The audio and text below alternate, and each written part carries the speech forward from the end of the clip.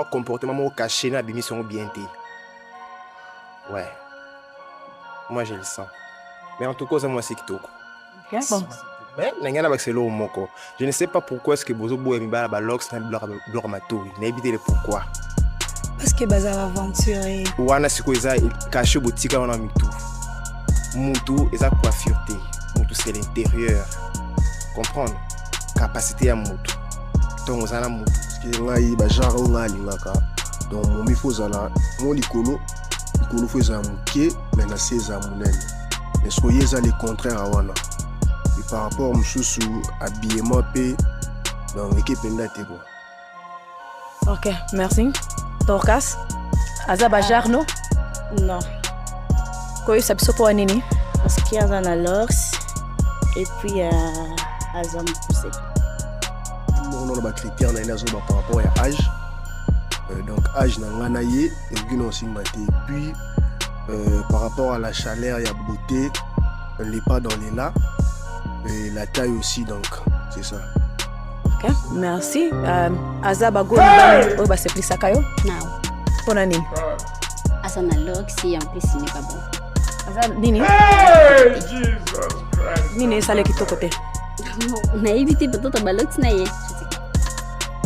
On a passé le ballon parce que Dorcas Saza qui toque mais taille n'est pas taille parce que là il va genre on a l'ingaka donc mon mifo zala mon likolo faut za muke mais na seza munene mais ce que yeza le contraire à wana et par rapport mususu habillement pe dans l'équipe ndate quoi. OK, merci. Dorcas, Azaba Jarno? Non. Quoi ça biso pour nini? Parce qu'il y a un Alox et puis Azam poussé. Sauf que les critères soit remplir tes pronanga et que Azam poussé c'est qui tout parce que Ningamba la mienne était alors qu'il c'est un peu costaud en fait. Déjà ça ne marche pas. OK, merci. Hello, ce qui est approché on peut ça étant? Oui, Azana est vraiment bien mais Azam munene. Ningamba la minene té. Mais Azana est bien. Mais en fait, il y a santé quoi. La santé, c'est pas mal. Hello, je vais 28 ans. OK, merci. On passe le ballon à point nini. Bon. Déjà, lui, il y a une balle phase à mon col déjà au-delà de la trentaine évolue. Donc ici, on battait et puis année on a bien, année la mise sur une épée bien. Mais taille vraiment est convaincu en matin. Taille convaincu en matin, mais on est pas mal. OK, merci. Et bon, hello. Rosa Bajar, Olingaka. Azabajar, mais na âge. Hello, 28 ans. Merci. On passe le ballon à point nini. Bon. Pourquoi ça, moi, c'est du tout que on a bien. C'est un peu mounen. Mais à part mounen, il y a moi, c'est du tout donc à remplir vraiment les critères théonako pour nous. C'est ça en fait.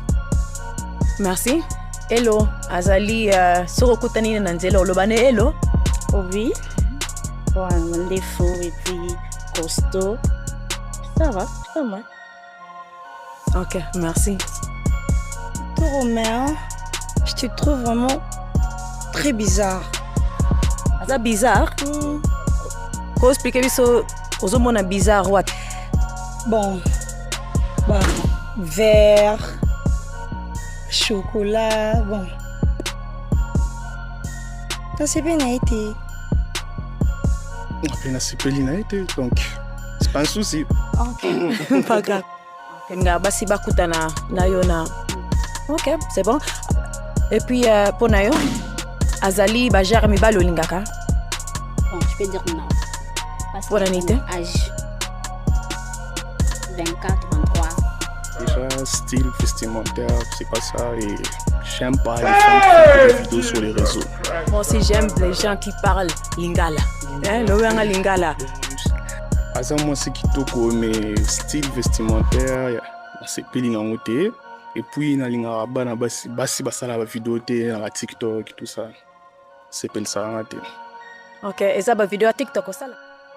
Ah, na ko zo appeler moi le lundi au samedi. Na ka na bar. siko moi te nga na otika po osimba te pas en plus moi taille apande détail pe na sepela ngo te maquillage n'est pas dans sepela ngo te mais miss n'est pas na miss moi bien mais maquillage taille sepela ngo te. Ok, merci. Et bon pour nayo. Soka accroché yo na balabala. Okopesa etan au solanaye? Non, je pense pas. Okopesa etanté, pourquoi? Parce que elle a trop de bas. Elle a une ambition de la vie. On a perdu, tu as payé simba te. Ngo bate nous so ki na bar ala ambition te na vie na e. Ya mu tsupa ki na bar mais ai bi ça na e be loko sa ka sa bar wana.